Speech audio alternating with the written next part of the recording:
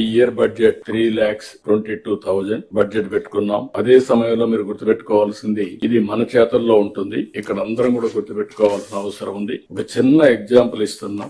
Normal గా మన grow అయితే నేను ఎప్పుడెప్పుడు చెప్తున్నా, మళ్ళీ మీకు మీ మైండ్ లో రిజిస్టర్ కావాలి. 7.5% మన గ్రోత్ రేట్ ఇప్పటి నుంచి కానీ చేస్తే 2047 కి 10,384,000 ఇన్కమ్ పర్ క్యాపిటల్ వస్తుంది. అదే గాని 15% గ్రోత్ వస్తే 45,787 రూపీస్ వస్తుంది. డబల్ ది గ్రోత్ అయితే 4.5 టైమ్స్ పెరుగుతాం. లాంగ్ టర్మ్ లో సిఏజిఆర్ చూసినప్పుడు 10 లక్షలకి 45 లక్షలకి డిఫరెన్స్ మీరు గుర్తుపెట్టుకోవాలి. తలసరి ఆదాయం అది మన చేతుల్లో ఉంది. Be clear. అందుకని మీరు చూసినప్పుడు 14-19 13.5% గ్రోత్ వచ్చింది. ఈ రోజు నుంచి 15+ పెట్టుకున్నాం. టెక్నాలజీ మెచ్యూర్ అయింది. అన్ని కూడా మనం సిస్టమేటిక్ 2047 విజన్ డాక్యుమెంట్ తయారు చేశాం. ఎవ్రీ ఇయర్ టార్గెట్స్ పెట్టాం. దానికి కావాల్సిన రిసోర్స్ ఇస్తున్నాం. నాలెడ్జ్ ని కూడా మా దగ్గర ఉండే నాలెడ్జ్ మీ వరకు పాస్ ఆన్ చేస్తున్నాం. మీరు ఫీల్డ్ లో ఉండే నాలెడ్జ్ ని తీసుకుని దీని ముందు తీసుకుపోవాల్సిన అవసరం ఉంది. అదే 19-24 వస్తే 10.32% తగ్గిపోయింది. అదే ఇప్పుడు మళ్ళీ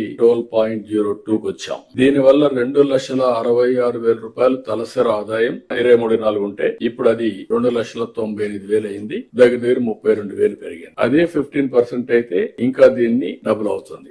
డబుల్ కాకపోయినా 1/4 అట్లా పెరిగే అవకాశం ఉంటుంది. ఇక్కడ స్వర్ణాంధ్ర విజన్ లో 308 లక్షల కోట్ల ఆర్థిక వ్యవస్థగా ఉండాలని తలసరి ఆదాయం 54,60,000 పెట్టుకున్నాం. మీరు గుర్తుపెట్టుకోవాలి, 1% గ్రోత్ రేట్ మీరు పెంచితే 15,000 కోట్ల రూపాయల అదనంగా ఆదాయం వస్తుంది. అదే 3% అయితే 45,000 వస్తుంది. 45,000 ఆదాయం వస్తే నేను చెప్పినటువంటి వెల్ఫేర్ ప్రోగ్రామ్స్ అన్ని సుజావుగా అవుతాయి. That is the programme we are taking up here.